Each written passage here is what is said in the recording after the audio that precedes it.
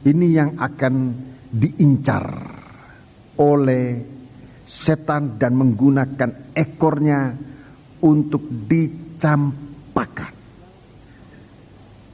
Dalam kitab Nabi Yesaya,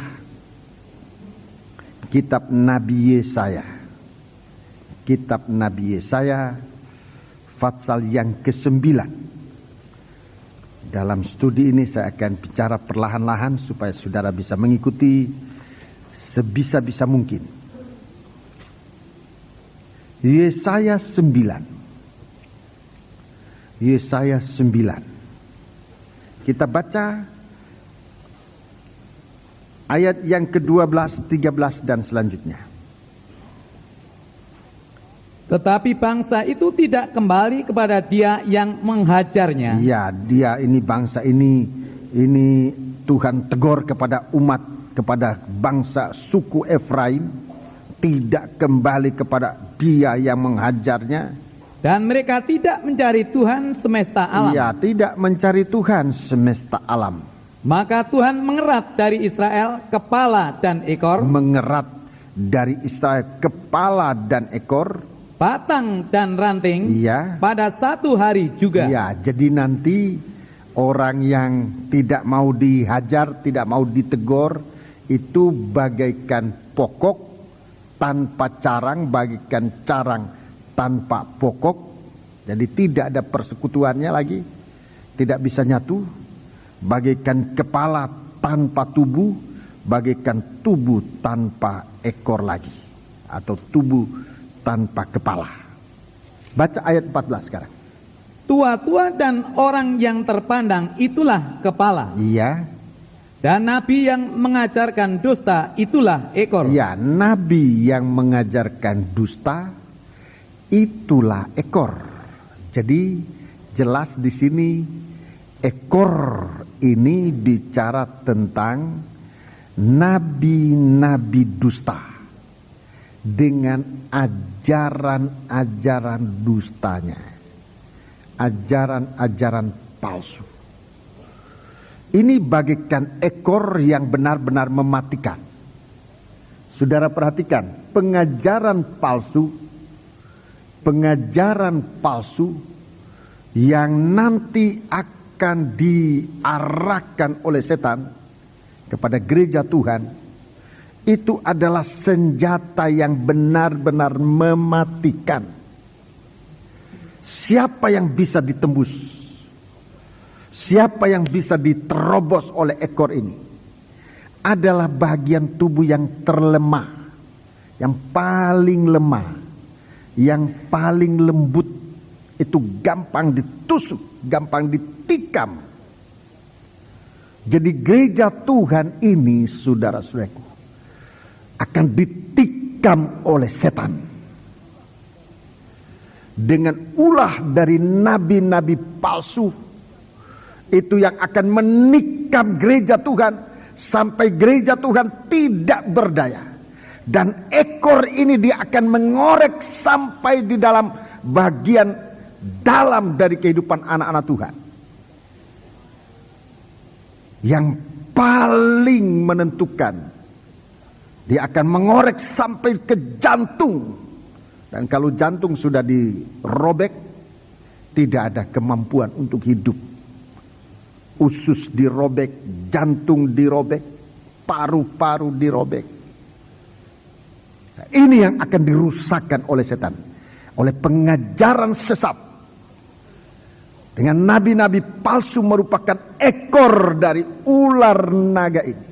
Tujuannya ke sana, kepada bagian yang paling penting dalam tubuh manusia. Segala sesuatu yang ada di dalam, itu yang menentukan kehidupan manusia. Bukan saya katakan luka di tempat lain tidak berbahaya, bahaya. Tapi umpamanya orang luka di paha, sedalam apapun juga, masih tidak seserius kalau orang itu jantungnya kena guncangan, apalagi sempat dilukai.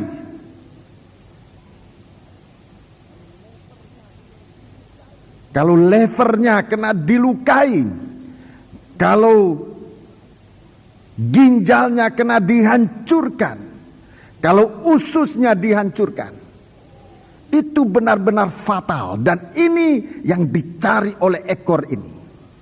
Jadi kalau saya melihat ulah gerak daripada ular secara alami, itu benar-benar merupakan gambaran perwujudan dari ulahnya setan terhadap sidang jemaat. Benih dari perempuan, itulah anak-anak Tuhan.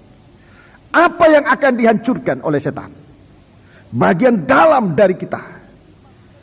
Pengertian kita akan firman akan dihancurkan oleh setan. Dengan pengajaran sesat, saudara-saudaraku, pengertian kita akan firman akan dihancurkan oleh setan. Sehingga kita nanti akan mempunyai suatu pandangan dan pengertian yang salah tentang firman. Dan itu anak Tuhan mati, rohaninya akan mati. Rohani anak Tuhan akan mati kalau pengertiannya tentang firman dikacaukan oleh pengajaran yang sesat. Siapa ini? Nabi-nabi palsu. Saudara-saudaraku, jangan main-main. Dulu pernah seorang pengerja saya, dia tunjukkan, ini om, tolong baca ini, apa ini? Ini ada selebaran. Kenapa kamu baca itu? Untuk membanding-bandingkan. Saya memang marah kepada pengerja itu. Untungnya dia dengar, sekarang dia jadi gembala. Saya marah sama, kenapa kamu mesti banding-bandingkan? Alkitab ini adalah kebenaran. Kenapa mesti dibanding-bandingkan sana sini sehingga kamu bisa rusak? Pengertianmu akan firman bisa rusak. Itu yang mematikan rohani anak-anak Tuhan. Kalau anak Tuhan rohaninya sudah sempat dirusakkan oleh pengajaran yang sesat, dia tidak mungkin hidup sehat dalam kerohaniannya. Tidak mungkin. Sebab pengertiannya sempat dirusakkan oleh. Apalagi kalau imannya sempat dihancurkan. Kalau pengertian sudah rusak, iman akan menjadi rusak. Dan ulah dari anak-anak Tuhan ini, rohaninya benar-benar mati. Jadi jangan main-main, saudaraku, dengan ekor ular ini. Yang dia mencari, siapa yang dicari? Bahagian tubuh yang lemah. Anak-anak Tuhan yang tidak kokoh pendiriannya pada pengajaran itu yang akan kena dengan pengajaran yang sesat ini. Dia adalah ekor ular yang akan ditikamkan. Ini yang mematikan. Kalau kepalanya sudah diremukkan oleh Tuhan, kita lihat dalam penampilan sudah 7 bagian kepala, tidak satu lagi. Kepala dari ular itu sudah 7, tidak satu lagi. Itu artinya kepala itu sudah remuk. Diremukkan oleh Tuhan di atas gunung Golgota, di atas kayu salib. Tapi ekornya ini yang yang mematikan.